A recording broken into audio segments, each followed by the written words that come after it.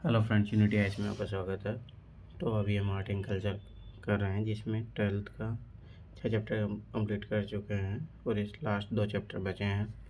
तो मैं पहले ही बता रहा हूँ, 11th आर्ट एंड कल्चर ज़्यादा इम्पोर्टेंट है, ये कम इम्पोर्टेंट है। तो एक आध बार पढ़ के कुछ कुछ नोट्स बना के आप साइड में कर सकते हैं। इसको बार बार रिपीट करने की पढ़ने की ज़रूरत नहीं है, क्योंकि आपका टाइम यूपीएससी में बहुत महत्वपूर्ण होता है और कहाँ पर आप टाइम इन्वेस्ट कर रहे हो ये बहुत ज़रूरी होता है। तो आधुनिक भारतीय कला में आधुनिकता का परिचय। तो अपन इसे पहले भी देख रहे थे कि अंग्रेज़ों का आगमन के बाद में धीरे धीरे चीज़ें मॉडर्नाइजेशन होना शुरू हो गया था। अंग्रेज़ों के द्वारा ललित कला का यूरोपीय रूप में देखा गया। उन्होंने अनुभव किया कि भारतीयों के पास ललित कलाओं के सृजन और आस्वादन के लिए प्रशिक्षण और इंद्रिय संवेदना नहीं है। 19वीं शताब्दी के मध्य और उत्तरार्ध में भारत के प्रमुख शहरों में अनेक कला विद्यालयों की स्थापना की गई, जैसे लाहौर, कोलकाता, बॉम्बे और मद्रास। इन कला विद्यालयों में अकादमिक और प्रकृतिवादी कला को बढ़ावा दिया गया, जिसने विक्टोरियन प्रवृत्ति को प्रतिबंधित किया। यहाँ तक कि भारतीय शिल्प को जो भी समर्थन मिला वह यूरोपीय अभिरुचि और इसके बाजार द्वारा की गई मांगों पर आधारित है। जैसा कि पिछले अध्याय में उल्लेख किया गया है कि औपनिवेशिक पक्षपात के विपरीत राष्ट्रवादी कला का उदय हुआ। बंगाल स्कूल ऑफ आर्ट का विकास रवींद्रनाथ टैगोर और E.B. हेवेल ने किया। अब ये देखिए, थोड़े इस टाइप के फैक्ट इंपॉर्टेंट हो जाते हैं। भारत का प्रथम राष्ट्रवादी कला विद्यालय कला भवन 1919 में शांति निकेतन में नव स्थापित विश्व भारती विश्वविद्यालय में स्थापित किया गया। ये चीज़ याद रखना। जिसकी परिकल्पना कवि रवींद्रनाथ टैगोर ने की थी। इसने बंगाल शैली की उन्नत दृष्टि को बनाए रखा, लेकिन भारतीय समाज में कला को सार्थक बनाने में सहयोगी पथ का अनुसरण किया। यह वह समय था जब पूरी दुनिया प्रथम विश्व युद्ध के कारण गहन राजनीतिक उथल पुथल की अवस्था में थी। इसके अलावा कलकत्ता की यात्रा करने वाले प्रसिद्ध बाहोस कला प्रदर्शनी, जिसकी पिछले अध्याय में चर्चा की गई थी, उस समय की कला पत्रिकाओं के कारण आधुनिक यूरोपीय कला ने भारतीय कलाकारों को प्रभावित किया है। इस तरह गंगेंद्र नाथ और कवि चित्रकार रवींद्रनाथ टैगोर परिवार के कलाकारों ने घनवाद और अभिव्यंजनावाद जैसे अंतर्राष्ट्रीय कला के बारे में जाना। इन्होंने एकात्मिक यथार्थवाद का त्याग कर अमूर्त के साथ प्रयोग किए। उनका मत था कि कला को दुनिया की नकल करने की आवश्यकता नहीं है, बल्कि उसे रूप रेखाओं और रंगों के प्रयोग से अपनी स्वयं की दुनिया को सृजन करना चाहिए। गंगेंद्र नाथ टैगोर ने घनवादी तत्वों को समाहित करके अपनी स्वयं की एक विशिष्ट शैली का निर्माण किया। उन्होंने अपने रहस्यमय विशाल कक्षों और कमरों के निर्माण में ऊर्ध्वाधर, क्षैतिज और तिरछी रेखाओं का प्रयोग किया, जो प्रसिद्ध कलाकार पाब्लो पिकासो के घनवादी शैली से काफ़ी भिन्न है। पिकासो ने ज्यामितीय आकृतियों का प्रयोग कर इसके शैली का आविष्कार किया था। रवींद्रनाथ टैगोर अपने जीवन में काफ़ी देर से दृश्य कला की ओर अग्रसर हुए। अपनी कविताओं को लिखते समय अक्सर डूडुल बिना सोचे समझे किए गए रेखांकन बनाते थे। इस प्रकार उन्होंने सुलेख की एक विशेष शैली विकसित कर ली थी। इनमें से कुछ मानव चेहरे, कुछ बुद्ध दृश्य उनकी कविताओं के साथ मनोरम रूप में दिखलाई पड़ते हैं। उनके पैलेट काले, पीले, गेरू, लाल और भूरे रंग तक सीमित है। हालांकि रवींद्रनाथ ने अपना एक छोटा सा दृश्य संसार बनाया था, जो बंगाल की स्कूल की सुंदर और नाजुक शैली से पूरी तरह से अलग था, जो अक्सर अजंता भित्ति चित्र के साथ मुगल और पहाड़ी लघु चित्रों से प्रभावित था। नंदलाल बोस सन 1922 में ललित कला संस्थान कला भवन में शामिल हुए। रवींद्रनाथ टैगोर के प्रशिक्षण ने उन्हें कला में राष्ट्रीयता से परिचित कराया, लेकिन अपने छात्रों और अन्य शिक्षकों के नए कलात्मक प्रयोग में बाधक नहीं बने, बल्कि उन्हें हर तरह से प्रोत्साहित किया।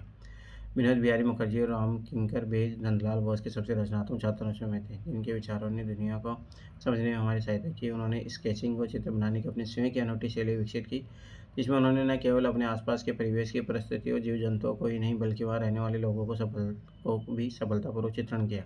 शांति निकेतन के बाहरी क्षेत्र में संताल जनजाति की बहुत बड़ी आबादी थी और ये कलाकार अक्सर उन्हें चित्रित किया करते थे तथा उनकी मूर्तियाँ भी बनाते थे। इसके अतिरिक्त चित्रण के साहित्यिक विषय में भी उनकी रुचि थी। रामायण और महाभारत जैसे प्रसिद्ध महाकाव्यों पर आधारित चित्र बनाने के अतिरिक्त विनोद बिहारी मुखर्जी को मध्यकालीन संतों के जीवन ने भी आकर्षित किया। शांति निकेतन में हिंदी भवन की दीवारों पर उन्होंने मध्यकालीन संत नामक एक भित्ति चित्र बनाया, जिसमें उन्होंने तुलसीदास, कबीर और अन्य लोगों के जीवन के माध्यम से मध्यकालीन भारत के इतिहास को चित्रित करने का प्रयास किया है। इसमें उनकी मानवीय शिक्षाओं पर भी ध्यान केंद्रित किया गया है। राम किंकर बेज एक ऐसे कलाकार थे जिन्हें प्रकृति से विशेष लगाव था। उनकी मूर्तिकला और चित्रकला में उनके दैनिक जीवन के अनुभव को स्पष्ट देखा जा सकता है। उनके लगभग सभी मूर्तियाँ और चित्र उनके परिवेश के अनुभव पर आधारित है। उदाहरण के लिए कला भवन परिसर के खुले प्रांगण में निर्मित मूर्ति संताल परिवार, जिसमें संताल परिवार की दैनिक गतिविधियों को उनके वास्तविक आकार से बड़ा स्मारक रूप दिया गया है। इसके निर्माण के लिए आधुनिक सामग्री का प्रयोग भी किया गया। धातु के ढांचे के ऊपर सीमेंट व गिट्टी के मिश्रण का आवश्यकता अनुसार प्रयोग करके इसका निर्माण किया गया। उनकी शैली D.P. रॉय चौधरी जैसी पूर्ववर्ती मूर्तिकार के विपरीत थी, जिन्होंने श्रमिकों के उत्तम श्रम के विजय के निर्माण के लिए अकादमिक यथार्थवाद का प्रयोग किया था। यदि ग्रामीण समुदाय विनोद बिहारी मुखर्जी और राम किंकर के लिए महत्वपूर्ण थे, तो जेमिनी राय ने भी इसे अपनी कला में प्रासंगिक बनाया। पिछले अध्याय में राय को एक कलाकार के रूप में संक्षिप्त चर्चा की गई थी, जिन्होंने कलकत्ता के सरकारी स्कूल ऑफ आर्ट में प्राप्त सेवा के प्रशिक्षण को अस्वीकार कर दिया था। अविनाश टैगोर के छात्र होने के कारण उन्होंने अकादमिक कला की निरर्थकता का अनुभव किया। उन्होंने देखा कि बंगाल की ग्रामीण लोक कलाओं में ऐसे बहुत कुछ समानता थी, जिसमें पिकासो और पॉल ली जैसे आधुनिक यूरोपीय चित्रकार चित्रित किया करते थे। आखिरकार पिकासो अफ्रीकी मास्क में पाए गए स्पष्ट रूपों से प्रेरणा लेकर धनबाद में पहुंचे। राय ने भी सरल और शुद्ध रंगों का प्रयोग किया और गांव के कलाकारों की तरह उन्होंने वनस्पति और खनिजों से अपने रंग बनाए। उनके चित्रों की उनके परिवार के अन्य सदस्यों द्वारा सरलतापूर्वक प्रतिलिपियाँ तैयार की जाती।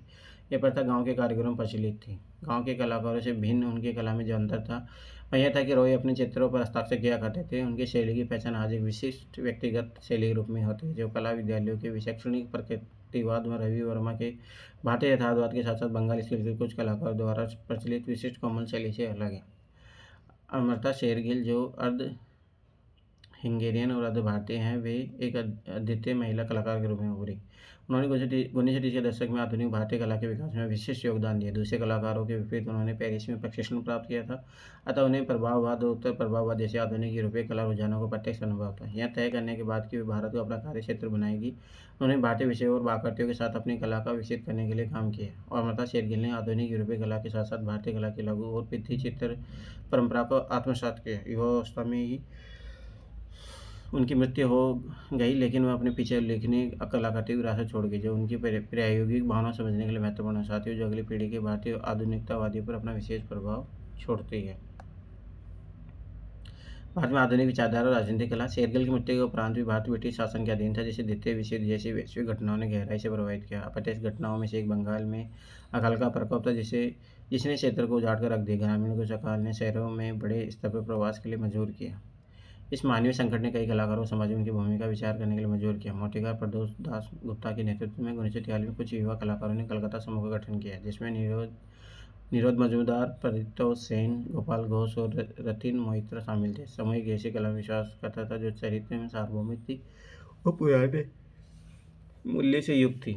उन्हें बंगाल स्कूल ऑफ आर्ट पसंद नहीं थी, क्योंकि शैली बहुत भावुक थी और अतीत में भी अधिक रुचि रखती थी। वे चाहते थे कि उनके चित्र और मूर्ति अपने समय के साक्षी हो। उन्होंने विवरणों को त्याग कर अपनी दृश्य अभिव्यक्ति को सरल बनाना शुरू कर दिया। इस तरह के प्रयास से उन्होंने कला के तत्वों, सामग्री, सतह, रूप, रंगों, छाया और पौध बनावट आदि पर अधिक बल दिया। दक्षिण भारतीय मूर्तिकार पी.वी. जानकीराम गणेश से उनकी तुलना की जा सकती है, जिन्होंने रचनात्मक तरीके से धातु की चादरों पर काम किया है। गाँव और शहरों में अपने आसपास की गरीबी और लोगों की दुर्दशा को देखकर कलकत्ता में कई युवा कलाकार समाजवाद और विशेष रूप से मार्क्सवाद की ओर आकर्षित हुए। इस आधुनिक दर्शन को पश्चिमी 19वीं शताब्दी के मध्य में कार्ल मार्क्स द्वारा उल्लेखित किया गया है। इस दर्शन ने समाज में व्याप्त वर्ग के अंतर के बारे में महत्वपूर्ण प्रश्न पूछे थे। इस अवधारणा ने कलाकारों को बहुत प्रभावित किया। वे चाहते थे कि उनकी कला इन सामाजिक समस्याओं के बारे में चर्चा करे। चित्र प्रसाद और सोमनाथ होरे जैसे भारत के दो सबसे प्रमुख राजनीतिक कलाकारों ने इन सामाजिक सरोकार को व्यक्त करने के लिए एक मजबूत माध्यम के रूप में प्रिंट मेकिंग को अपनाया। प्रिंट मेकिंग द्वारा एक कलाकृति की कई प्रतिकृतियों का निर्माण करना आसान हो जाता है, साथ ही इस तरह वह अधिक लोगों तक पहुंच भी जाती है। चित्र प्रसाद की नक्काशी, इंचिंग, लिनोकोट मुद्रण और शिला मुद्रण में गरीबों की विकट परिस्थितियों को दिखाया गया। इसमें आश्चर्य नहीं कि उन्होंने भारतीय कम्युनिस्ट पार्टी ने बंगाल अकाल से प्रभावित गाँवों की यात्रा करने और स्केच बनाने के लिए कहा, जो कि बाद में हंगरी बंगाल के नाम से भी पम्फलेट के रूप में प्रकाशित हुए। Progressive artist group of Bombay और बहुमुखी भारतीय कला। राजनीतिक कलात्मक स्वतंत्रता की अभिलाषा जल्द ही उन युवा कलाकारों के बीच व्यापक रूप से फैल गई, जिन्होंने ब्रिटिश राज से भारतीय स्वतंत्रता की प्राप्ति देखी। बॉम्बे में कलाकारों के अन्य समूह ने 1946 में द प्रोग्रेसिव नामक एक समूह का संगठन किया। फ्रांसीसी न्यूटन सज्जा इसके मुख्य नेता थे, जिसमें एम.एफ. हुसैन, के.एच. आरा, एस.ए. बाकरे, एच.ए. गाडे और एच.एस. राजा शामिल थे। सुजा कला स्कूलों में व्याप्त परंपरा पर प्रश्न उठाना चाहते थे। उनके लिए आधुनिक कला एक नई स्वतंत्रता की ओर अग्रसर हुई, जो सौंदर्य और नैतिकता की पारंपरिक भावनाओं को चुनौती दे सके। हालांकि उनके प्रयोगात्मक कार्य मुख्य रूप से महिलाओं पर केंद्रित थे, जिन्हें उन्हें नग्न रूप में चित्रित किया। उनके शारीरिक अनुपात को बढ़ा चढ़ाकर बनाया और सौंदर्य की मानक धारणाओं को तोड़ दिया। दूसरी ओर एम.एफ. हुसैन चित्रकला की आधुनिक शैली को भारतीय संदर्भ में समझना योग्य बनाना चाहते थे। उदाहरण के लिए उन्होंने पश्चिमी अभिव्यंजनवादी तुलिका ग्राफ वैशिष्ट्यों का प्रयोग चमत्कारी भारतीय रंगों के साथ किया। उन्होंने न केवल भारतीय पौराणिक कथाओं और धार्मिक स्रोतों ने न बल्कि लघु चित्रों, ग्राम शिल्पों, यहाँ तक कि लोक खिलौनों की शैली ने भी आकर्षित किया। भारतीय विषयों के साथ चित्रकला की आधुनिक शैली के सफलतापूर्वक संयोजन के परिणामस्वरूप हुसैन की कला अंततः विश्व की आधुनिक कला में आधुनिक भारतीय कला का प्रतिनिधित्व करने लगी। मदर टेरेसा नामक चित्र यह समझने के लिए एक अच्छा उदाहरण है कैसे उन्होंने आधुनिक कला में उन्हें उन विषयों को चित्रित किया जो भारत के साथ साथ अंतर्राष्ट्रीय दर्शक के लिए भी महत्वपूर्ण था। अमूर्तन एक नई अवधारणा। ये देखा जाए तो हुसैन काफ़ी हद तक एक आकृति मूलक कलाकार बने रहे, जबकि एच.एस. राजा अमूर्तकर एब्स्ट्रैक्शन की दिशा में अग्रसर हुए। कोई आश्चर्य नहीं है कि ये भूदृश्य लैंडस्केप इस कलाकार का पसंदीदा विषय था। उनके रंग चटक से लेकर कोमल और एकवर्णीय थे, मोनोक्रोम थे। यदि हुसैन ने भारतीय विषयों को चित्रित करने के लिए विशिष्ट आधुनिक आकृतियों का प्रयोग किया तो राजा ने उसे अमूर्तन के माध्यम से प्रस्तुत किया। उन्होंने कुछ चित्र पुराने मंडल और यंत्र के डिजाइन से प्रभावित है, यहाँ तक कि उन्होंने भारतीय दर्शन की एकात्मकता के प्रतीक बिंदु का भी प्रयोग किया है। बाद में गायतोंडे ने भी अमूर्तन का अनुसरण किया, जबकि के हब्बार, एस चावड़ा, अकबर, पद्मसी, तैयब मेहता, कृष्ण खन्ना अमूर्त और आकृति मूलक कला के बीच ही घूमते रहे। कई मूर्तिकार जैसे पीलो पोचखानवाला और कृष्ण रेड्डी जैसे प्रिंट मेकर्स के लिए अमूर्तन महत्वपूर्ण था। उनके लिए नई सामग्री का उपयोग करना ही महत्वपूर्ण था, जितना कि एक नए रूपकार का। चित्रकला, छापाकला, मूर्तिकला में 1960 और 70 के दशक में कई कलाकारों के लिए अमूर्तन विषय लोकप्रिय था। दक्षिण भारत के सी.एस. पर्णिकर ने मद्रास के पास एक कलाकार गांव चोलमंडलम की स्थापना की, वहीं अमूर्तन में अग्रणी था। वास्तव में सिर्फ तमिल और संस्कृत लिपि फर्श की सजावट और ग्रामीण शिल्पों से कलात्मक रूपांकन दिखाते। उन्होंने बताया कि अमूर्त भारत में एक लंबा इतिहास है। हालांकि 1970 के दशक के उत्तरार्ध अंतर्राष्ट्रीयवाद, जिसमें कलाकार स्वतंत्र रूप से पश्चिमी आधुनिक प्रवृत्ति जैसे धनवाद, अभिव्यंजनवाद, अमूर्तन आदि और स्वदेशवादी, जिसमें कलाकारों ने देशी कलाओं की ओर रुख किया था, के बीच तनाव बढ़ गया था। अमरनाथ सहगल जैसे मूर्तिकार ने अमूर्त और मूर्ति के बीच संतुलन पर आघात किया और तार के उपयोग से क्राइज अनहेड की तरह ही शानदार मूर्ति बनाई। मृणालिनी मुखर्जी की रचनाएं अमूर्तन की ओर अधिक झुकी हुई दिखाई देती है। उन्होंने सूतली के रेशे जैसे अभिनव माध्यम से वनश्री नामक कृति का भी निर्माण किया। कई भारतीय कलाकार और आलोचक पश्चिम से आधुनिक कला की नकल के बारे में चिंतित हुए। उन्होंने स्वयं की कला में एक भारतीय पहचान स्थापित करने की आवश्यकता महसूस की। 1960 के दशक में दिल्ली में बीरेन डे और जी.आर. संतोष और के.एस. पर्णिकर ने मद्रास में दिशा में कदम बढ़ाए। वे अद्वितीय भारतीय मूर्त कला बनाने के लिए अतीत और स्थानीय कलात्मक परंपराओं की ओर अग्रसर हुए। यह शैली पहले पश्चिम में और बाद में भारत में सफल हुई। इसे नवतांत्रिक कला के रूप में जाने लगा, क्योंकि इसमें योग व ध्यान यंत्रों की तरह ज्यामितीय आकृतियों का प्रयोग किया गया। पश्चिमी हिप्पी आंदोलन के उत्कर्ष के समय यह बनाई गई थी। इस तरह की कलाकृतियों को एक तैयार बाजार मिला। साथ ही संग्रहालय और संग्रहकर्ता द्वारा भी समान रूप से इनके संग्रह किए गए। इस शैली को भारतीय अमूर्तन के रूप में देखा जाने लगा। बिरनेट डे ने अपनी रचनाओं में रंगों, पैटर्नों के मनोहरी प्रयोग को जन्म दिया। जी.आर. संतोष ने पुरुष और महिला ऊर्जा के लौकिक संयोग का चित्रण किया, जो हमें तांत्रिक दर्शन के पुरुष और प्रकृति का स्मरण दिलाते हैं। दूसरी ओर के.सी.एस. पर्णिकर ने अपने क्षेत्र में प्रचलित आरेखों, लिपि और चित्रलेखों का उपयोग किया और उनसे अपनी शैली विकसित की, जो कि आधुनिक और विशिष्ट रूप से भारतीय दोनों थी। इसी अर्थ में संकलनवाद, इसमें कई स्रोतों से कलाकारों ने विचारों को संग्रहित किया, अनेक भारतीय आधुनिकतावादियों की एक महत्वपूर्ण विशेषता बन गई। इनमें रामकुमार, सतीश गुजराल, ए. रामचंद्रन और मीरा मुखर्जी जैसे कुछ नाम उल्लेखनीय हैं। बॉम्बे प्रोग्रेसिव आर्टिस्ट ग्रुप के समय से कलाकारों ने अपने समय के घोषणा पत्र लेख लिखना शुरू किया, जिसमें उन्होंने अपनी कला के मुख्य उद्देश्य घोषित किया और यह भी बताया कि किस तरह वह अन्य से भिन्न है। सन 1963 में जे.जी. स्वामीनाथन के नेतृत्व में एक अन्य समूह गठित हुआ, जिसका नाम समूह 1890 था।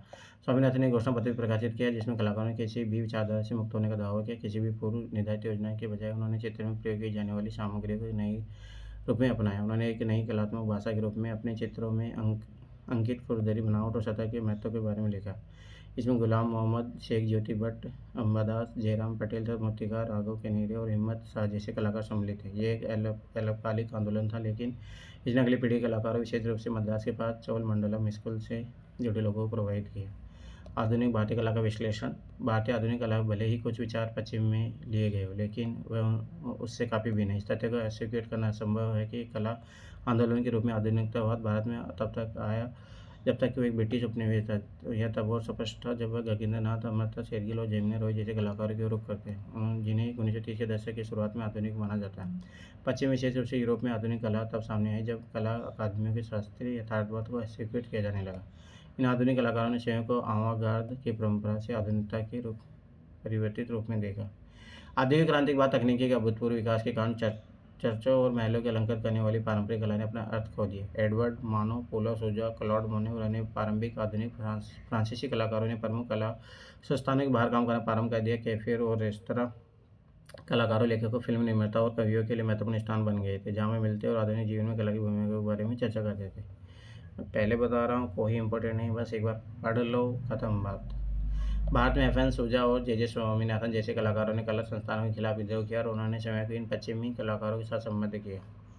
आधुनिक भारतीय कला की कहानी में एक बड़ा विवाद यह है कि इसे आधुनिकता और उपनिवेशवाद दोनों निकटता से जुड़े हैं। राष्ट्रवाद ने न केवल एक राजनीतिक आंदोलन बल्कि 18 शताब्दी के विद्रोह के बाद उत्पन्न हुआ है और इसने सांस्कृतिक राष्ट्रवाद को जन्म दिया। कला में स्वदेशी जैसे विचारों को 19वीं शताब्दी के अंत और 20वीं शताब्दी के आरंभ में आनंद कुमार स्वामी जैसे कला इतिहासकारों को बढ़ावा दिया। इसका अर्थ यह है कि हम भारतीय आधुनिकतावाद की पश्चिम की अंधी नकल के रूप में नहीं समझ सकते, बल्कि भारत में आधुनिक कलाकारों द्वारा चयन की अपनी एक सुविचारित प्रक्रिया थी। हम पहले ही चर्चा कर चुके हैं कैसे 19वीं शताब्दी के अंत में कलकत्ता में रवींद्रनाथ टैगोर के नेतृत्व में बंगाल स्कूल के उत्थान के लिए कला में राष्ट्रवाद का महत्व रहा। इसके बाद कला भवन ने शांति निकेतन में उसने एक अलग रूप धारण किया।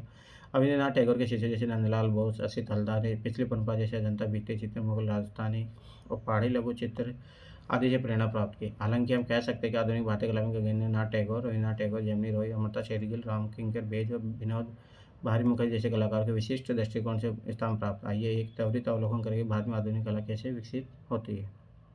आधुनिक भारतीय कला के बारे में रोचक तथ्य है कि चित्रकला और मूर्तिकला में विषय काफ़ी हद तक ग्रामीण भारत से लिए गए। 1940-50 के दशक में बॉम्बे प्रोग्रेसिव कलकत्ता समूह के कलाकारों के साथ यही स्थिति रही। भारतीय कलाकारों की कृतियों में शहर और शहरी जीवन शायद ही कभी दिखाई दिए। संभवतः असली भारत गाँव में रहता है। 1940-50 के दशक में भारतीय कलाकारों ने शायद ही कभी अपनी तत्काल सांस्कृतिक परिवेश को देखा हो। नवीन कला आकृतियों 1980 के दशक की आधुनिक कला। सन 1970 के दशक से कई कलाकारों ने आकृतियों और कहानियों की ओर बढ़ना शुरू किया जिन्हें पहचानना आसान है। संभवतः यह 1971 के भारत पाकिस्तान युद्ध और बांग्लादेश के जन्मोपरांत सामाजिक समस्याओं पर अपनी चिंता को व्यक्त करने का एक तरीका था। जबकि बड़ौदा में के.जी. सुब्रमण्यन, गुलाम मोहम्मद शेख और भूपेन खक्कर ने अपने चित्रों में कहानी के वर्णनात्मक रूप में चित्रित करना शुरू कर दिया। पश्चिम बंगाल में जोगन चौधरी, विकास भट्टाचार्य, गणेश पाइन ने भी उन सामाजिक समस्याओं को चित्रित किया है जिन्हें उन्हें विचलित किया है। पिछली पीढ़ी के भारतीय कलाकारों की तरह वे भी पुराने लघु चित्रों पर प्रचलित कला से प्रभावित हुए, जैसे कैलेंडर तथा लोक कला, ताकि लोकप्रिय कला रूप उन कहानियों को चित्रित कर सके जो ज़्यादा लोगों द्वारा समझी जा सके।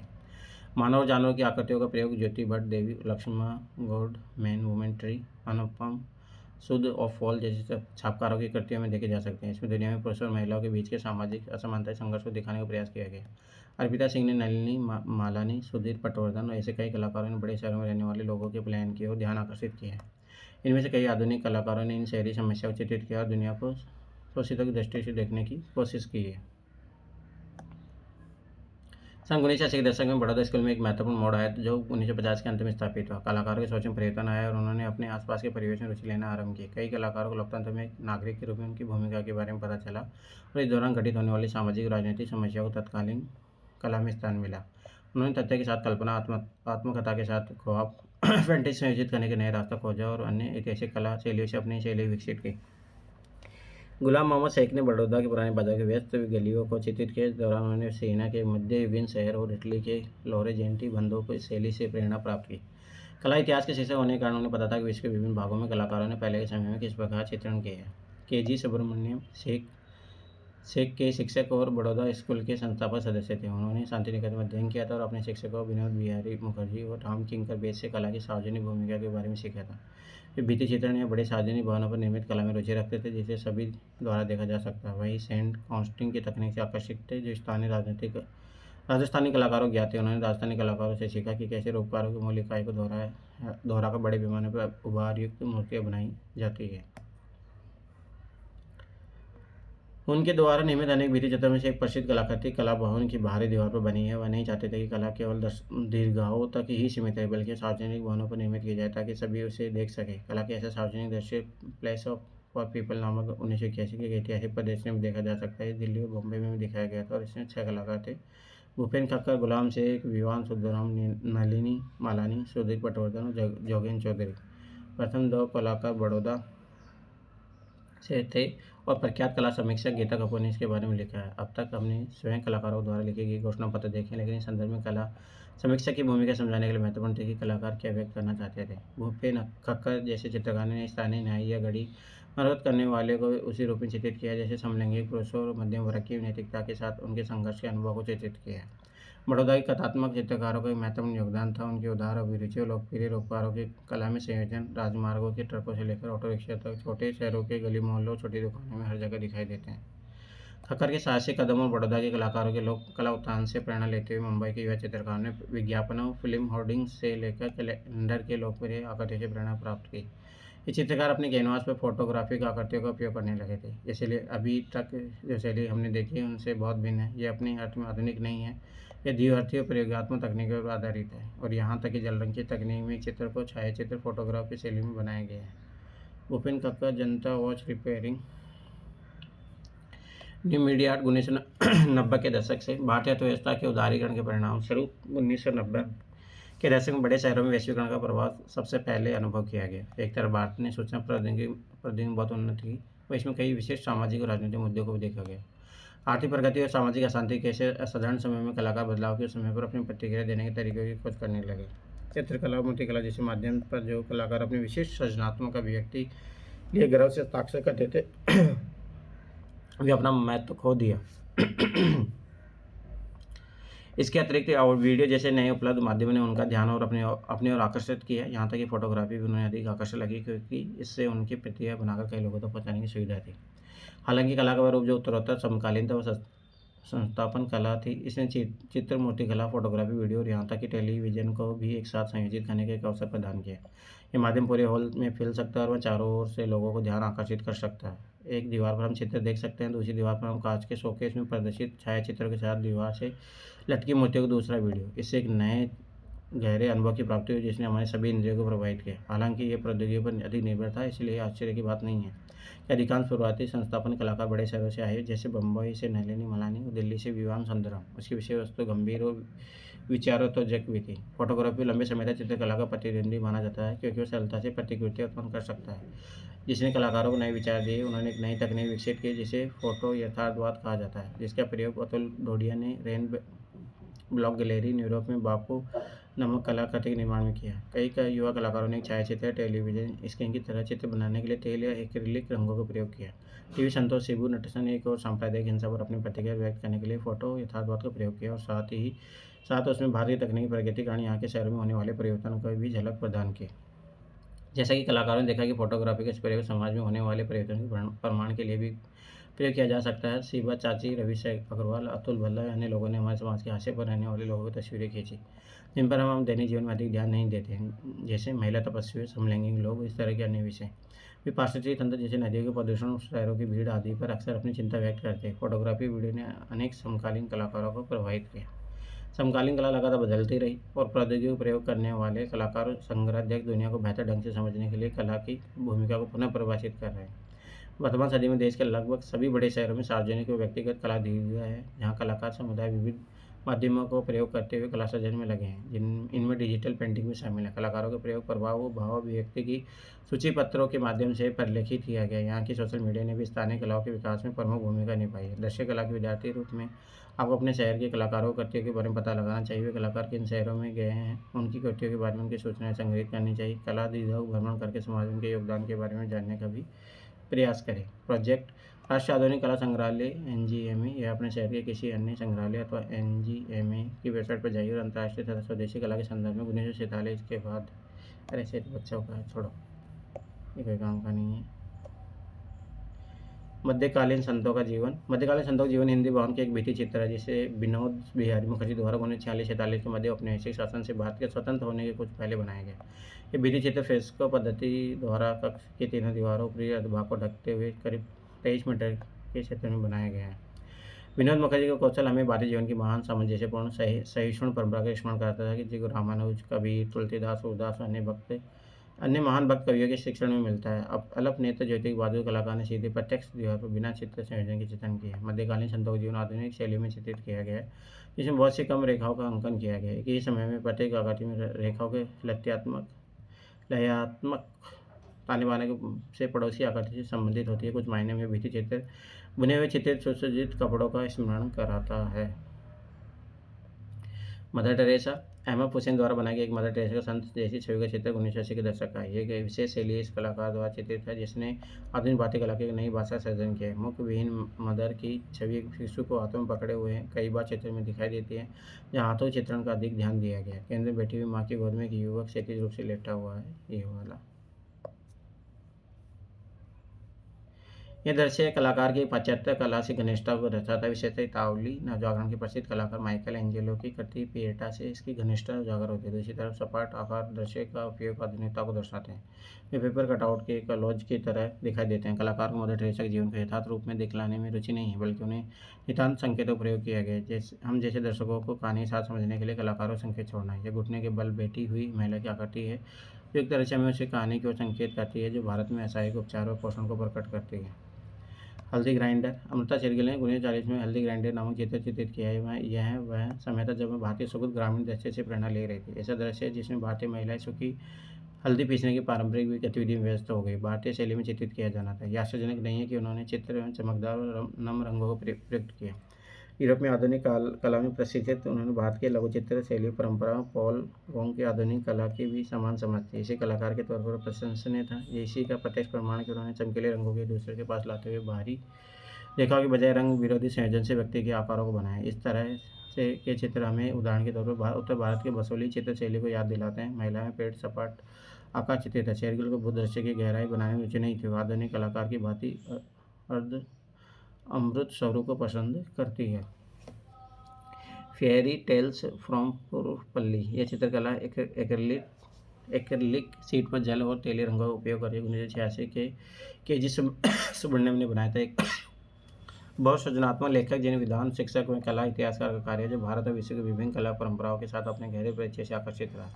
यह शीर्षक शांति निकेतन के स्थानीय क्षेत्र पुरुपल्ली में उनके घर का उल्लेखित करता है, जहाँ से उनकी कल्पना विश्व भर में घूमती हुई प्रतीत होती है। उनकी काल्पनिक भूदृश्य में एक अजीब दुनिया जिसमें पक्षी व जानवर मनुष्य से अपने कंधे रगड़ते हैं, असामान्य पेड़ है जो पत्तियों के स्थान पर पंख उगाते हैं। चित्र की शैली रेखीय रेखा चित्र और रंगों को तीव्रता से ब्रुश से रेखा बनाकर भरा जाता है। रंग संयोजन प्रकृति के दूसरे हरे एवं भूरे रंग का प्रयोग किया गया, जिस पर महिला पुरुष की आकृतियाँ कालीघाट जैसी शहरी लोक कला का स्मरण कराती है, जो कि 19वीं शताब्दी के उत्तरार्ध में औपनिवेशिक समय से कलकत्ता में प्रचलित थी। पुनः पारंपरिक लघु चित्रों की तरह आकृतियों के ऊपर एक व्यवस्थित किए गए बजाय एक दूसरे के पीछे सपाट धरातल पर सज्जित करते हुए आधुनिक कला का प्रतिनिधित्व करता है। वरहल लूप। ये छाप चित्र भारत के सम्मानित छाप कलाकार कृष्ण रेड्डी द्वारा 1963 में बनाया गया था। नीले रंग के विभिन्न तानों से बनाया गया एक आकर्षक संयोजन है। प्रत्येक रंग दूसरे रंग में मिश्रित होता हुआ इस सक्सेस जाल का आलेखन निर्मित करता है। ये छाप चित्र नई तकनीक का परिणाम है, जिसे उन्होंने एक प्रसिद्ध छापाकार स्टेनलन विलियम हेटर के साथ लेयर नामक 17 नामक प्रसिद्ध स्टूडियो में विकसित किया है। इस पद्धति को विस्कोसिटी प्रिंटिंग के रूप में भी जाना जाता है, जिसमें विभिन्न रंग एक ही धातु मुद्रण प्लेट पर एक साथ प्रयुक्त होते हैं। प्रत्येक रंग अलग अलग मात्रा में अलसी के तेल के साथ मिलाए जाते हैं, जिससे यह सुनिश्चित हो सके रंग एक दूसरे में न मिले। छायाचित्र की विषय वस्तु मुख्यतः जल की तरंग से संबंधित जो जल व तेल जैसे प्रकार परस्पर अंतर क्रिया करते हैं, समझ पर आधारित है। प्रसिद्ध छायाचित्र न्यूयॉर्क के मेट्रोपॉलिटन म्यूजियम ऑफ आर्ट में संग्रहित है। चिल्ड्रन। यह एक ग्राफिक प्रिंट है जिससे कागज पर एक रंगीन एचिंग से सोमनाथ और 1958 में तैयार किया था। छापा चित्र में 1943 के बंगाल अकाल को दर्शाया गया है, जिसका गहरा प्रभाव सोमनाथ और के ऊपर पड़ा था। उनके आरंभिक ड्राइंग और रेखांकन अकाल के असहाय शिकार लोगों के जीवन से संबंधित तात्कालिक अनुभव से बनाएंगे, जिनमें मरते हुए किसान, उनके दर्द, बीमार और बेघर हुए स्त्री पुरुषों, बच्चों और जानवरों के चित्र हैं। इनमें रेखा चित्र में हम ताने अभाव के द्वारा प्रतिरूपण कभी कभी देखते हैं। इस एचिंग में 1943 के अकाल ग्रसित बच्चों की त्रासदी को दिखाया गया, जो वस्तुतः उनकी स्मृति में उकेरे हुए। यह सघन बना हुआ संयोजन है, जिसमें 5 खड़ी आकृतियां बिना किसी पृष्ठभूमि परिप्रेक्ष्य परिवेश के आवास में वार्ता करती हुई दिखाई दी है। यह आकृतियां रेखा प्रधान और इनमें उनका धड़ कंकालनुमा है जो मलेरिया से ग्रसित है और जिनकी पसलियों की हड्डियां स्पष्ट रूप से दिख रही है। इन आकृतियों में एक विशाल ही छोटा सा चेहरा और पूरा शरीर पतली पतली 2 डंडे जैसी टांगों पर खड़ा दिखाई देता है। इनकी रेखाएं बहुत ही मजबूती से मुद्राओं एवं शरीर को परिभाषित करती है, जिनसे स्पष्ट रूप से पसली के पिंजड़ों को गालों की हड्डी की रेखाएं बहुत स्पष्ट और गहरे कटे घाव जैसे दिखाई देती है। त्वचा के नीचे हड्डियों की संरचना कुपोषण के प्रभाव को दिखाती है। ये चित्र कहानी के गुणों का उत्पादन करती है, बिना किसी दृश्यगत आंकड़ों की सहायता के चित्र दिखाने के लिए बहुत ही सरल और संक्षिप्त विधि का प्रयोग किया गया। ये बच्चे समाज के सबसे कमजोर वर्ग का प्रतिनिधित्व करते हैं। सोमनाथ और की अन्य कलाकृतियों में peasants, meeting mountain animal, the child, mother wild child, मोनोरेस and the naked beggar family आदि प्रमुख है। देवी। एक कागज पर छपा ज्योति भट्ट द्वारा 1970 में बनाया गया एक एचिंग। ज्योति भट्ट ने चित्रकला, छापाकला एवं छायांकन का अध्ययन किया और वह अपने गुरुजी के जी सुब्रमण्यम से प्रभावित थी। उन्होंने लोक परंपराओं और लोकप्रिय प्रविधियों के आधार पर अपने सेवा की कला भाषा को विकसित किया। उनके कार्य में पारंपरिक स्थानीय कला व आधुनिकता के बीच के कोमल संबंध को देखा जा सकता है। जिसमें अतीत के पारंपरिक रूपाकार को समकालीन गत्यात्मकता अनुवादित रूपांतरित किया गया है। इस छायाचित्र में देवी की छवि को पुनः संदर्भित और परिभाषित किया गया है, जहाँ सम्मुख मुख को रेखीय अंकन और लोक अभिप्राय पैटर्न को स्पष्ट रूप से देखा जा सकता है। देवी की आवास छवि को एक प्रतिमा की भांति स्थापित किया गया है। छापे की द्विआयामता और अभिप्राय देवी के आवास के तांत्रिक दर्शन को अभिव्यक्त करते हैं, साथ ही साथ के सविकास और स्वयं उत्पत्ति की शक्ति को जीवंत प्रस्तुतिकरण दर्शाती है, जिसमें शक्ति की वास्तविकता और गतिशीलता और स्थायित्व के सिद्धांत के रूप में देखा जाता है। ज्योति भट्ट के अन्य प्रसिद्ध चित्रों में कलापूर्वक सेल्फ पोर्ट्रेट, विस्मित स्मारक, सीता का तोता, still life with two lamps, scared image under the warm मिताई, तीर्थंकर आदि है। ऑफ वॉल्स प्रस्तुत चित्र एचिंग है जिसे जिंक प्लेट से कागज पर छापा गया। इसकी रचना अनुपम सूद ने 1982 में की थी। अनुपम सूद ने छापा चित्र कला का अध्ययन Slade school of fine arts university college London से 1970 के दशक में किया। भारत लौटने में उन्होंने भारत के दैनिक जीवन के यथार्थ ने चित्रण के लिए प्रेरित किया। समाज के आशय पर रह रहे लोगों को विभिन्न सामाजिक समस्याओं में गहरी रुचि होने के बावजूद अनुपम सूद ने उन्हें कलात्मक रूप से समझने के लिए गहरी रुचि प्रदान की। इस चित्र में स्पष्ट रूप से देखा जा सकता है कि किस प्रकार उन्होंने किस तरीके रिक्त मुखाकृति के द्वारा एक नारी के आकर्षक चित्र सृजित किया है। मुखात्मक विवरण के अभाव में भी अनुपम सूद दुख और विषाद के भाव को सहजता से स्पष्ट कर देते हैं। चित्र में एक नारी विधर्म दीवार के साथ साथ फुटपाथ पर अकेले बैठी है। आकर भूमि में एक सोते हुए गरीब व्यक्ति का अधोभाग दर्शाया गया है, जिसमें विपरीत स्थिति को वास्तव में अंकित किया गया है। संपूर्ण संयोजन इस छायाचित्र में विषाद के भाव को अभिव्यक्त करता है। Rural south Indian man women, ये कागज का लक्ष्मा गौड़ा द्वारा सतह बनाई गई मैचिंग है। एक कुशल ड्राफ्ट्समैन और प्रिंट निर्माता लक्ष्मा गौड़ा ने बीड़ी चित्र पर छापा चित्र के MS विश्वविद्यालय बड़ौदा से प्राप्त की है। उन पर उनके शिक्षक KG सुब्रमण्यम के प्रयोग धर्मी दृष्टि परंपराओं के चित्रण, शास्त्रीय लोक और जनप्रिय संस्कृति विशेष प्रभाव है। लक्ष्मण गौड़ ललित कलाओं शिल्प के तीन तीखे विभेद को कम करने का प्रयास करती है और एक नई भावनात्मक शैली को प्रस्तुत करती है, जिसके कारण एक साथ कई माध्यमों पर अपना समान अधिकार स्थापित करते हैं, जैसे ग्लास पेंटिंग, टेराकोटा और कांस्य विधा। प्रस्तुत एचिंग में मानव कृतियों को पृष्ठभूमि में पेड़ के साथ अंकित किया गया है, जो उनकी बचपन से संबंधित ग्रामीण पृष्ठभूमि की स्मृतियों पर आधारित है। उन्होंने चित्र में ग्रामीण जीवन को शहरी शालीनता के साथ प्रस्तुत किया है, जिसमें अति यथार्थवादी मनोवैज्ञानिक आभा कविता और कल्पना के साथ मिश्रित होकर सतह पर दिखाई देती है। इस दृष्टांत में ग्राम्य गीतों को आकर्षक प्रसव के द्वारा चित्रांकित किया गया है, जो यथार्थवादी अवयवों को उच्च अलंकारिता के साथ ग्रामीण रूप की वास्तविकता में प्रस्तुत करता है, लेकिन साथ ही शैली की सौम्यता के साथ झुकाव भी देखा जा सकता है, जिसे आकृति और कठपुतली की भांति प्रतीत होती है। छायाचित्र रेखांकन पर आधारित रंगीन छवि है, जो कलात्मक दृष्टि से यथार्थवादी किंतु सामान्य सौम्य अभिव्यंजनवादी निरूपण है। लक्ष्मण गौड़ की अन्य प्रमुख कलाकृति woman, mainland scape of art, Turkey, untold, सेना चाइना आदि है। ट्रायम्फ ऑफ लेबर विशाल कैश कांस्य मूर्ति शिल्प देवी प्रसाद राय चौधरी द्वारा निर्मित है। इसे चेन्नई के मरीन तट पर 19 गणतंत्र दिवस की पूर्व संध्या पर स्थापित किया गया था। इस शिल्प में 4 पुरुष है आकृतियों के एक चट्टान को हिलाने सरकार प्रयास करते दिखाया गया, जो राष्ट्र निर्माण में मानवीय श्रम के महत्व को योगदान दर्शाता है। इस शिल्प में अजय पुरुष प्रकृति के साथ कठिन व दृढ़ संकल्प शक्तिशाली युद्ध करते दिखाए गए हैं। श्रम की प्रकृति की विरुद्ध छवि है, जो 19वीं शताब्दी के लोकप्रिय स्वच्छंद विषय रहा है। देवी प्रसाद को श्रमिकों के मजबूत मांसपेशियों शारीरिक संरचना के प्रति विशेष आकर्षण था, इसलिए वह उनकी अस्थियों, मांसपेशियों, नसों और मांसलता के माध्यम से प्रस्तुत करते हैं। प्रयास में अक्सर उनके चित्र कृष्णकाय देह यष्टि के साथ साथ प्रस्तुत किए गए। उन्होंने शिल्प में विशाल भारी स्थिर चट्टान को हिलाने के लिए कठिन शारीरिक श्रम शक्ति की अभिव्यंजना की है। मानव आकृति इस प्रकार संयोजित की गई कि वह दर्शक में जिज्ञासा उत्पन्न करते हुए दर्शक चारों तरफ से घूमकर शिल्प को देखने के लिए आकर्षित होता है। इस शिल्प में श्रमिक आकृतियों के समूह एक सार्वजनिक स्थान पर ऊंचे अधिष्ठान पर स्थापित नहीं है, ठीक उस परंपरा के विपरीत है जिसमें राजा या ब्रिटिश गणमान्य की प्रतिमाएं पोर्ट्रेट लगाई जाती है। संथाल फैमिली राम किंकर बेज ने 1937 में विशालकाय मोटे शिल्प को निर्मित किया था। इसका निर्माण धातु के आमेटिकर और कंक्रीट में से सीमेंट से किया गया तथा भारत के सर्वप्रथम राष्ट्रीय कला विद्यालय शांति निकेतन के कला भवन प्रांगण में रखा गया है। इस शिल्प में एक दृश्य उपस्थित किया गया है, जिसमें संथाल पुरुष अपने बच्चों को एक डंडे से जुड़े हुए दोहरी टोकरी में लेके जा रहा था और साथ ही बगल में पत्नी को उसके साथ चलते हुए प्रदर्शित किया गया है। दूसरी तरफ एक कुत्ते को भी दिखाया गया है। संबद्ध शिल्प प्रवासी परिवार के एक स्थान से दूसरे स्थान के पलायन यात्रा को दिखाता, जो अपनी समस्त संपत्ति को ले जा रहा था। एक कलाकार के लिए दैनिक दृश्य है, जिससे ग्रामीण पर्यावरण के मध्य वो रहता है, लेकिन वह इसे एक स्मारकीय स्तर का प्रदान करता है। शिल्प चारों तरफ से उकेर कर बनाया गया है, अर्थात दर्शक इसे सभी दिशाओं से देख सकता है। एक कम ऊंचे दृष्टांत पर रखा गया है। दर्शकों को यह अनुभव होता है कि यह शिल्प दर्शक के ही तत्कालीन है। इस शिल्प का महत्व इस तथ्य पर है कि भारत का प्रथम आधुनिक जैन मूर्ति शिल्प है, जिसे देखने के लिए हमें संग्रहालय में जाने की आवश्यकता नहीं है, खुले में रखा है जिसे सभी इसे देख सके। इस निर्माण में प्रयुक्त सामग्री के शिल्प को और अधिक महत्वपूर्ण बना देती है, क्योंकि कलाकार ने पारंपरिक माध्यम जैसे संगमरमर, लकड़ियाँ पत्थर का प्रयोग न करते हुए सीमेंट की वरीयता दी है, जो कि आधुनिकीकरण का प्रतीक है। क्राइजिन हॉर्ड, ये कांस्य मूर्ति शिल्प अमरनाथ सहगल द्वारा 1958 में बनाया गया था। हालांकि कलाकार ने केवल अमृतन का प्रयोग किया है, जिसमें 3 आकार या छड़ी के भांति और सपाट लेबल समतल दिखाई देती है। यदि उन्होंने एक परिवार अर्थात पति पत्नी और एक बच्चे के रूप में अपने आसानी से समझा जा सकता हुए अपने भाइयों को ऊपर उठाए हुए और सहायता के लिए चीखते हुए दिखाए गए।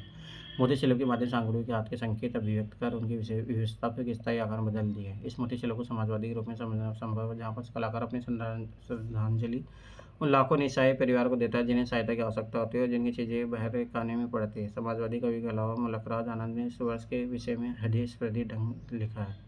यह कलाकृति राष्ट्रीय आधुनिक कला संग्रहालय नई दिल्ली में भी संग्रहित है।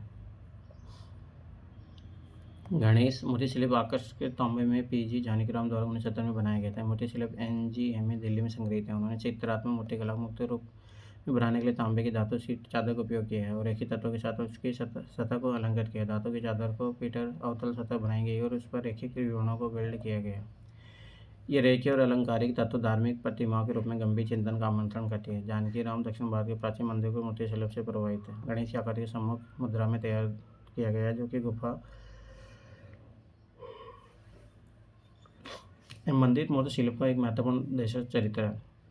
हिंदू धर्म में गणेश लोकप्रिय है, सबसे अधिक पूजे जाने वाले देवताओं में से एक है। इस मूर्ति शिल्प में गणेश एक संगीत वाद्य यंत्र वीणा बजा रहे हैं। सामग्रियों को तकनीकी सम्मिश्रण होने के बाद भी मूर्ति शिल्प का विवरण उनके शिल्प कौशल को प्रकट करता है। उन्होंने देशज कौशलता, कारीगरी, खुलेपन की गुणवत्ता के साथ प्रयोग किया है। गणेश पारंपरिक शास्त्रों विषय के द्वारा पारंपरिक कला का करीबी समझ और उनके ध्वन्यात्मक विकास को प्रकट करता है। उन्होंने समग्र रूप से देखे विवरणों को विस्तृत रूप दिया है।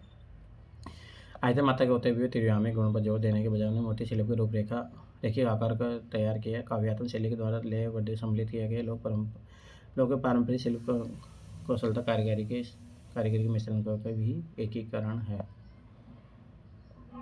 वनसिरी, यह शिल्प कार्य मृणालिनी मुखर्जी द्वारा 1954 में बनाया गया था। उन्होंने इस मूर्ति को बनाने के लिए असामान्य सामग्री का प्रयोग किया।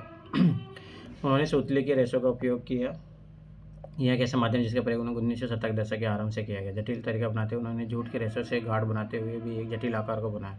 एक नई सामग्री के साथ प्रयोग किए वर्षों का परिणाम दिखाई देता है। कई वर्षों तो उनकी कला को कार्यशिल्प के रूप में खारिज किया गया था। केवल हाल ही में उनके रेशों कार्य ने उनकी कल्पना की मौलिकता व साहस के लिए अत्यधिक ध्यान आकर्षित किया है। वंश जंगल की देवी नामक के शिल्प में वह साधारण सामग्री के एक स्मारक के रूप देते हैं। यदि आप आकृति की शरीर को ध्यानपूर्वक देखो तो आप देख सकते हैं कि इसमें अंततः अभिव्यक्ति और उभरे हुए ओठ के साथ एक चेहरा है और सबसे ऊपर एक शक्तिशाली प्राकृतिक देवतत्व की उपस्थिति है। अभी लास्ट चैप्टर है, तो फिर बता रहा हूँ कोई इंपॉर्टेंट नहीं है चैप्टर में, एक बार पढ़ के रीडिंग करके आप निकल सकते हो, कुछ ही नहीं है उसमें। भारत में विभिन्न पारंपरिक कलाएं हैं जो गांव, शहर, रेगिस्तान, पहाड़ तक फैली है। ये कलाएं आज भी जनमानस द्वारा अपनाई जा रही है। अब तक हमने कला का अध्ययन समय के सापेक्ष किया। कला अवधि का नामकरण किसी स्थान राजवंशों के नाम पर किया गया जिन्होंने भारतीय उपमहाद्वीप के विभिन्न हिस्सों पर कई वर्षों तक शासन किया। परंतु आम लोगों का क्या वे रचनात्मक नहीं थे? क्या उनके आसपास कोई कला मौजूद नहीं थी? राज दरबार या कला संरक्षकों के पास कलाकार कहाँ से आते थे? शहरों में आने से पहले वे कहाँ कार्य करते थे? अभी भी अज्ञात कलाकार कौन है जो दूर रेगिस्तान, पहाड़, गाँव और ग्रामीण क्षेत्र में हस्तशिल्प बना रहे हैं, जिन्हें कभी भी कला विद्यालय और डिजाइन संस्था, यहाँ तक किसी विद्यालय में औपचारिक शिक्षा भी नहीं ली है।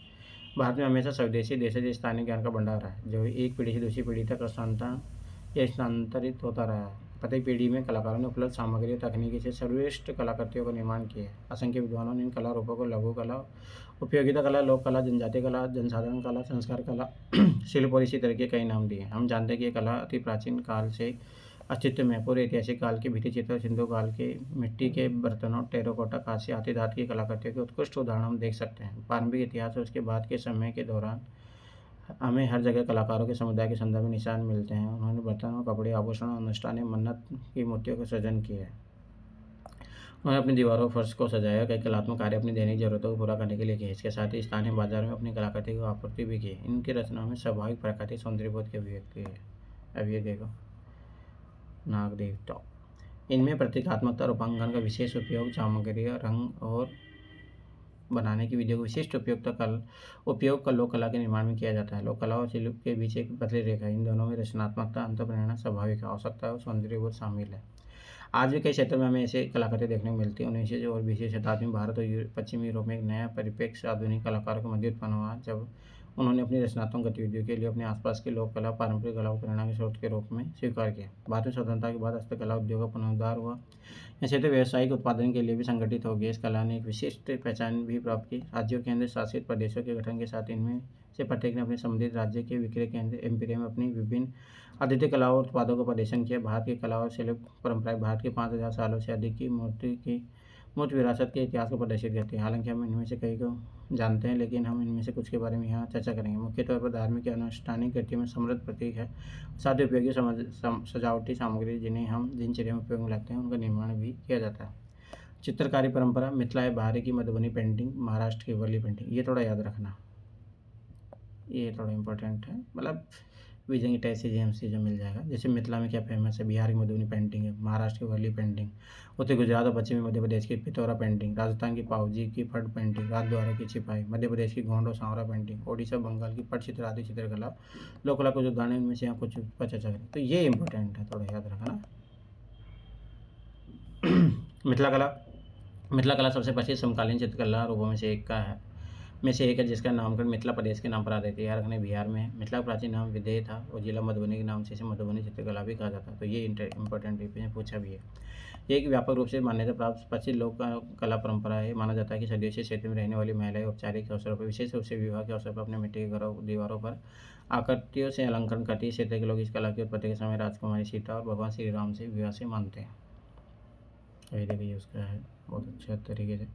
चमकीले रंगों की विशेषता वाले इन चित्रों को मुख्य रूप से घर के 3 क्षेत्रों में चित्रित किया जाता है। केंद्रीय बाहरी आंगन, घर की पूर्वी भाग जो कुलदेवी का निवास स्थान है, आमतौर पर काली, और अलग से एक कमरा जो दक्षिणी भाग में स्थित है, जिसमें सबसे महत्वपूर्ण चित्र का चित्रण किया जाता है। इस कमरे में विभिन्न अस्त्र शस्त्र सुसज्जित देवता के चित्र का चित्रण किया जाता है। पशु या महिलाओं को काम करते हुए छवियों को, जैसे कि पानी के बर्तन ले जाती हुई, सूप से अनाज साफ करते हुए इत्यादि को बाहरी केंद्रीय प्रांगण में चित्रित किया गया है। भीतर की बरामदे पारिवारिक देवस्थान है, गोसाई के स्थान है, जहाँ घर देवता कुल देवता चित्रण किया जाता है। हाल के दिनों में वाणिज्यिक उद्देश्य के लिए कपड़े, कागज, बर्तन आदि इस प्रकार कई चित्रांकन किए जा रहे हैं। सबसे असाधारण और रंगीन चित्रण घर के उस हिस्से में किया जाता है जिसे कोहबर घर या भीतर कमरा नाम से जाना जाता है, जिससे कोहबर की खूबसूरती और अधिक बढ़ जाती है। इस कमरे के नई प्लस्तर का संपूर्ण खिला हुआ कमल अपने डंठल के साथ दीवारों को चित्रित किया जाता है। इसके साथ ही देवी देवताओं का भी चित्रण किया जाता है। अन्य विषय में भागवत पुराण, रामायण, शिव पार्वती की कहानियाँ, दुर्गा, काली और राधा कृष्ण की रास लीला के प्रसंग भी चित्रित किए जाते हैं। मिथिला के कलाकारों को रिक्त खाली स्थान पसंद नहीं है। वे समस्त स्थानों को पक्षियों, फूलों, जानवरों, मछली, सांप, सूर्य और चंद्रमा जैसे प्रकृति के तत्वों से अंकित करते हैं, जिसमें अक्सर प्रतीकात्मक अर्थ होता है। ये प्रेम, जुनून, औरकता, आनंद काल, कल्याण और समृद्धि का प्रतीक है। महिलाएं बांस की टहनी में कपास, चावल या भूसा या रेशे को लगाकर चित्रण करती है। पूर्व काल में खनिज पत्थर और जैविक सामग्री जैसे कि फालसा, कुसुम के फूल, भिल्लों के पत्ते, काजल, हल्दी आदि से रंग बनाती थी। वर्ली चित्रकला महाराष्ट्र का याद रखना। वर्ली समुद्र उत्तरी महाराष्ट्र के पश्चिमी तट के आसपास के उत्तरी सहाद्री क्षेत्र में विशाल संख्या में निवास करते थे। ये भी पता होता था पेज 2023 का क्वेश्चन आप सोल्व कर सकते थे। ये क्षेत्र ठाणे जिले में है। विवाहित महिलाएं चौक नामांकन चित्रांकन में केंद्रीय भूमिका निभाती है, जहाँ विशेष अवसरों पर वह चौक बनाती है। यह शादी, प्रजनन, फसल और बुआई कटाई के रीति रिवाजों से संबंधित है। चौक देवी माँ बालाघाट की आकृति पर आधारित है, जिसे मुख्य रूप से प्रजनन की देवी के रूप में पूजा जाता है, जो कि मकई की देवी कंसारी का प्रतिनिधित्व करती है। और कितना अच्छा है चित्रांकन किया गया है। कंसारी देवी को एक छोटे वर्ग के फ्रेम में लगाया जाता है, जिसके बाहरी दीवारों किनारों को नुकीली कड़ी सेवरों से सजाया गया है। ये बाहरी किनारा हरियाली देवता अर्थात पौधों का देवता प्रतीक है। कंसारी देवी के पहरी और अभिभावक की कल्पना एक बिना सिर वाले योद्धा के रूप में की जाती है। वे घोड़े पर सवार या उन पर खड़े होते हैं, जिनके गले से 5 मकई के पौधे उगते हुए चित्रण किया जाता है, और इसलिए उन्होंने पंच सिरिया देवता, 5 सिर वाले भगवान कहा जाता है। यह खेतरपाल या खेतों के संरक्षक का भी प्रतीक माना जाता है। वर्ली चित्रकार अपने आसपास रोजमर्रा के कार्य के क्रियाकलाप, मुंबई जीवन, चलती बसें, मछली पकड़ना, खेती और पौराणिक कहानियों के किरदार, नृत्य आदि का चित्रण करते हैं। इन चित्रों को पारंपरिक रूप से चावल के आटे से अपने घरों के भुरंगे से दीवारों पर चित्रित किया जाता है। जैसा कि पहले उल्लेखित किया गया, प्रजनन क्षमता को बढ़ावा देने के लिए, बीमारी को रोकने के लिए, मृतकों को संतुष्ट करने के लिए और आत्माओं को मांगों को पूरा करने के लिए इन चित्रों का चित्रण किया गया। ये बाँस की छड़ी के सिरे को चबाकर तूलिका के रूप में उपयोग किया जाता है। गौड़ चित्रकला मध्य प्रदेश की गौड़ की कला मध्य भारत की एक विख्यात चित्रकला है। वे प्रकृति पूजा करते हैं। मंडला के रंग गौड़ और उसके आसपास के क्षेत्र में जानवरों, मनुष्यों, वनस्पति और रंगीन चित्रों का चित्रण किया जाता है। ज्यामितीय आकार के धार्मिक चित्रों को झोपड़ियों के दीवारों पर चित्रित किया जाता है। इन चित्रों में कृष्ण को गाय और गोपी से घिरा हुआ चित्रित किया जाता है, जिनमें गोपी के सिर पर गड़ा होता है और बालक बालिका कृष्ण को भेंट कर रहे हैं। जो कितना अच्छा चित्रण किया गया है। पिठौरा चित्रकला गुजरात में पंचमहल क्षेत्र के राटला भीलो पड़ोसी राज्य मध्य प्रदेश में झाबुआ में स्थित इन चित्रों को घरों की दीवार विशेष अक्सर या धन्यवाद उत्सव पर चित्रित किया जाता है। ये बड़े विधि जाता है जहाँ पंक्तियों में कई भव्य रंगीन देवताओं को घोर घोर सौहा दर्शाया जाता है। घोड़े सौदा देवताओं की पंक्तियों राटाओं के ब्रह्मांडों प्रतिनिधित्व करती है। सबसे ऊपर घुड़सवार देवताओं को खंड स्वर्गीय निकायों पौराणिक प्रणाली दुनिया का प्रतिनिधित्व करते हैं। पिठौरा अलंकृत लहराती रेखा इस खंड को चिंचले खंड क्षेत्र से अलग करती है, जहाँ पिठौर के साथ एक बारह जिसमें गौण देवता राजाओं देवी एकादश किसान घेरोली जानवर इत्यादि को भी दर्शाया गया है। पटचित्रकला चित्रकला एक रूप पटचित्र जिसे कपड़े ताड़ के पत्ते या कागज पर चित्रित किया जाता है। ये देश के विभिन्न हिस्सों विशेष रूप से पश्चिम में गुजरात राजस्थान पूर्व में उड़ीसा बंगाल पर चित्रित कला रूप है। पट पच्चीसी पटादी नाम से भी जाना जाता है। बंगाल के पट में कपड़े पट चित्रकारी होती है, जब पश्चिम बंगाल क्षेत्र में कहानी कार्य करते हैं। सबसे अधिक सुनने वाली मौखिक परंपरा जो लगातार नए विषय दुनिया में प्रमुख घटनाओं पर पट्टी प्रस्तुत करती है। लंबा चित्रित पट पटुआ कलाकार द्वारा पट चित्रकला में इस्तेमाल किया जाता है।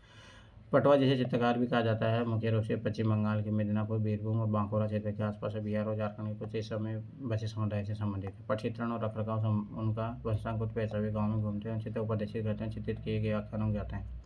प्रदर्शन गांव के साझा या सामान्य स्थानों पर होते हैं। पटवा हर बार 3 से 4 कहानियाँ सुनाता है। प्रदर्शन के बाद पटवा को नगद या उपहार दिया जाता है। पूरी पटिया चित्रकला मंदिर के शहर पूर्वी उड़ीसा की विख्यात लोक कला है। इसमें शुरुआत में मुख्यतः पट पर चित्रण किया जाता था, लेकिन अब कागज पर भी चित्रण किया जाता है। इसमें विभिन्न विषयों का चित्रण किया जाता है, जैसे जगन्नाथ, बालभद्र, सुभद्रा के दैनिक और विशेष अवसरों की वेशभूषा पोशाक, जैसे बड़ा शंकर वेश परिधान, रघुनाथ वेश, पद्म वेश, कृष्ण बलराम वेश, हरिजन वेश आदि। रचित्र अनुसार पट्टी ग्रह के देवी देवताओं का प्रतीकात्मक चित्रण होने जिन्हें सफाई और स्नान यात्रा के समय नई रंगाई के लिए हटाया जाता है। जाति पट्टी तीर्थयात्रियों के लिए यादगार के रूप में और उन्हें घर के व्यक्तिगत मंदिरों में रखने के लिए जगन्नाथ की पौराणिक कथाओं की श्रृंखला, जैसे कांची कावेरी और ठिया बरडिया पट्टा, मंदिर की हवाई पार्श्वदर्शक संयोजन के साथ साथ देवी देवता और मंदिर के आसपास के त्योहारों का चित्रण भी किया जाता है। पट चित्रों को सूती कपड़ों की छोटी छोटी पट्टियों या टुकड़ों पर किया जाता है, जिसे मुलायम सफेद पत्थर की चूर्ण पहाड़ों और इमली के बीजों से बने खून के साथ कपड़े के साथ सतह द्वारा किया जाता है। सबसे पहले किनारों को बनाने की प्रथा है। सीधी तुलिका के उपयोग से आकृतियों की रचना की जाती है। सपाट रंग भरे जाते हैं। आमतौर पर सफ़ेद, काला, पीला और लाल रंग का इस्तेमाल किया जाता है। चित्रण पूरा होने के बाद चित्र को कोयले की आग के ऊपर रखा जाता है और सतह पर लाहा को लगाया जाता है, जिससे चित्र पानी प्रतिरोधी और चमक स्थान उत्पन्न कर सके। रंग जैविक और स्थानीय रूप से प्राप्त किए जाते हैं। उदाहरण स्वरूप काला को दीप से, पीला और लाल को कर्मा से, हरिताली और हिंगल पत्थर से, सफ़ेद रंग संग के चूर्ण से प्राप्त किया जाता है।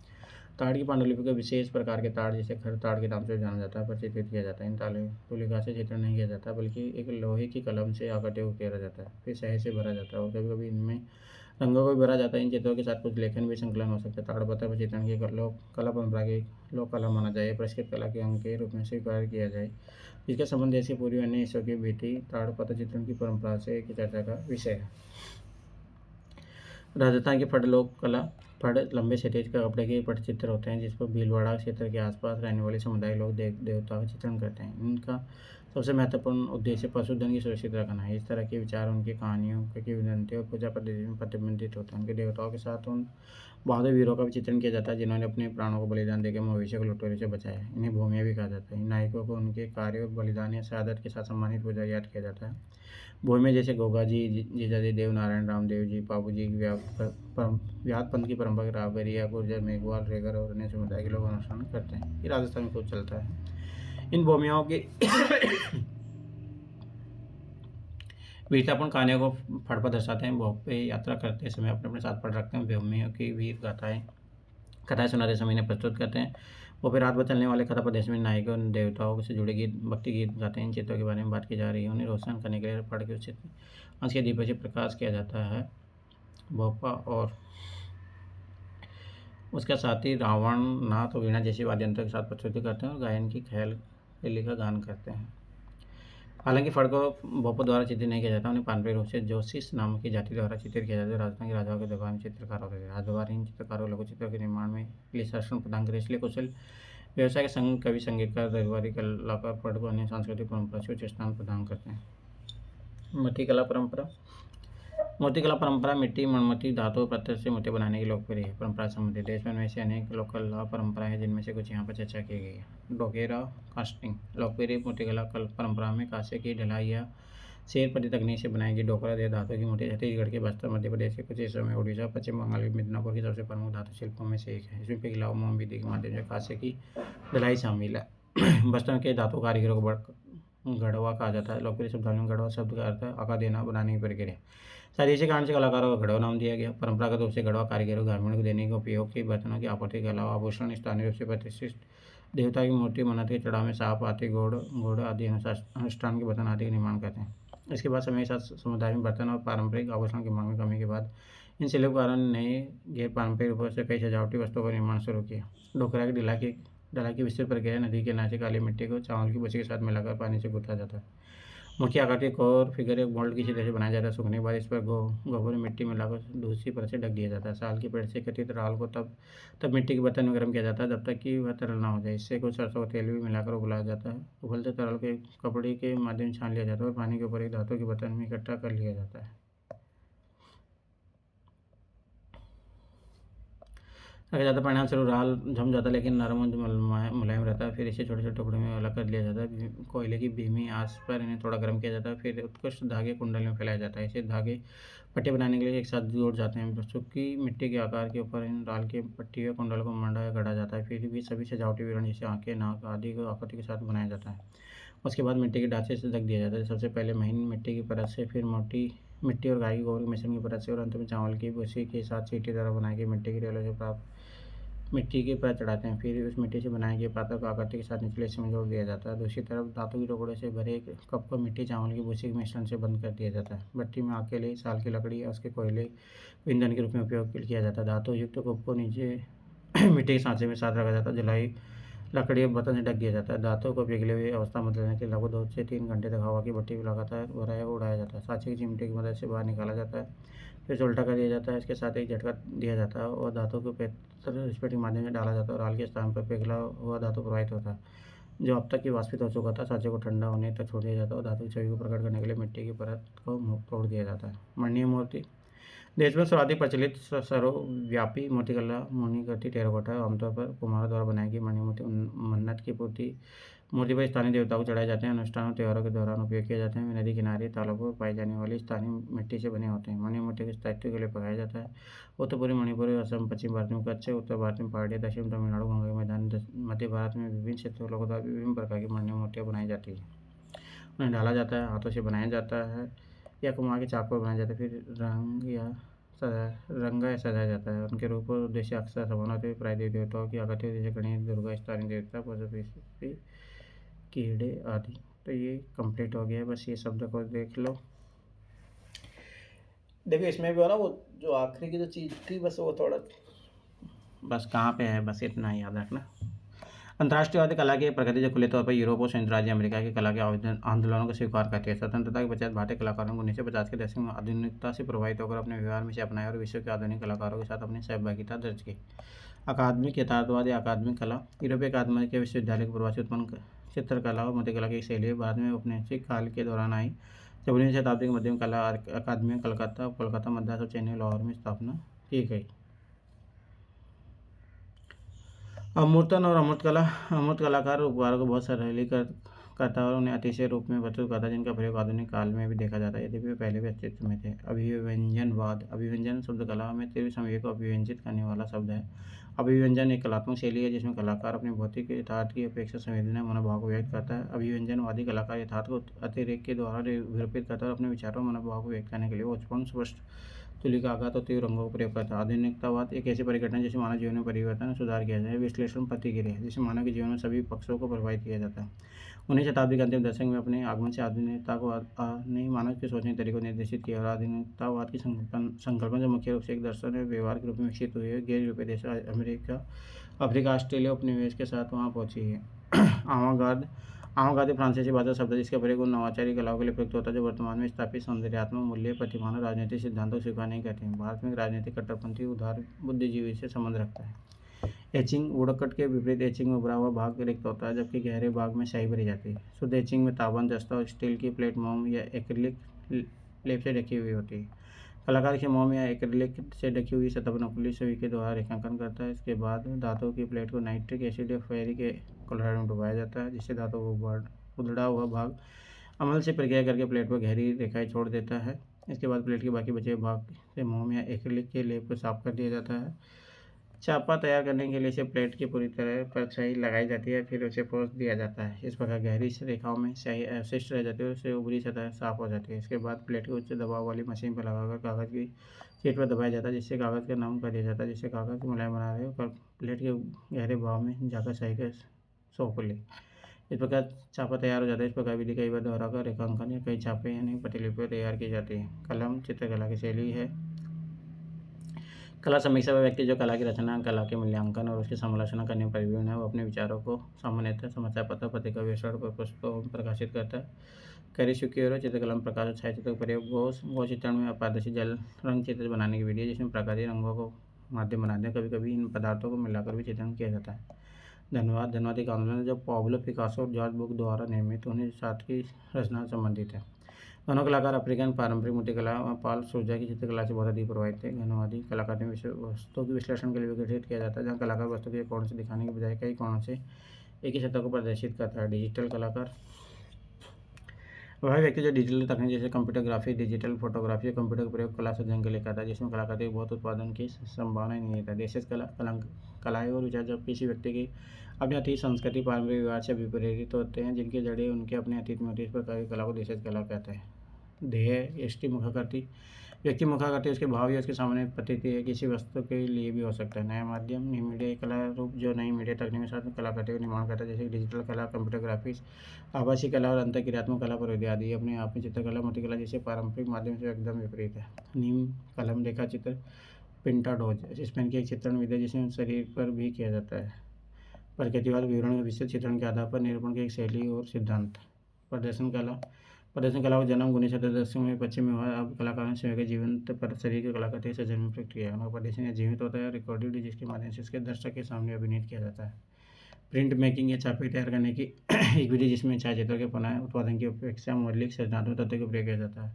इसमें एकल सतह के द्वारा छाप तैयार किया जाता है, जिसे मैट्रिक्स कहते हैं। प्रत्येक प्रतिलिपि नहीं होती, बल्कि मौलिक रचना भांति समझी जाती है, क्योंकि किसी दूसरे कार्य का पुनः उत्पादन नहीं है। पुनर्जागरण काल कला की चित्रकला, मूर्तिकला, अलंकरण, स्थापत्य कला और साहित्य की एक शैली जिसका यूरोपीय इटली में 1400 से लगभग हुआ था। इसके अंतर्गत यूनान के प्राचीन शास्त्रीय कलाकृति के प्रभाव से यूरोप कला और स्थापत्य 14वीं शताब्दी के मध्य इसका पुनः आगमन हुआ। पुष्पिका पृष्ठ किसी पुस्तक के प्रकाशन के विषय में प्रकाशन का स्थान, प्रकाशन का नाम, प्रकाशन दिनांक आदि संक्षिप्त विवरण प्रस्तुत करता है। पुस्तक अनुरागी पुस्तक को संग्रहित करने और उसे प्रेम करने वाला व्यक्ति। फोलियो पृष्ठ किसी ग्रंथ का हिस्सा या वाइकल मुख्य पृष्ठ जिस पर संख्या अंकित होती है इसे फोलियो कहते हैं। ब्रह्मवाद एक प्रकार की शैली जिसका कलात्मक प्रतिरूपण इस प्रकार किया जाता है कि यथार्थ से बिल्कुल साम्य रखता हुआ दिखाई देता है। भित्ति चित्रकला सीधे भित्ति चित्र या किसी द्विआयामी विशाल समूह को सूचित किया जाता है। यह प्राचीन कला के रूप है जिसकी प्राचीनता प्रागैतिहासिक गुफा है। मंडी तो व्यापार के लिए स्थानीय बाजार। मर्मज्ञ या पारखी वह व्यक्ति जो कला, भोजन या पेय विषय में ज्ञान रखता है, उसमें गहरी रुचि लेता है। यथार्थवाद और 20वीं शताब्दी मध्य फ्रांस में द्वितीय कला आंदोलन अभी कोई इंपॉर्टेंट नहीं है। रहस्य और धार्मिक अनुष्ठान जिनमें वैचारिक, नैतिक अनुष्ठान, मिथ्या, जादू, किंवदंती आदि तत्व निहित होते हैं। 2-3 है क्या?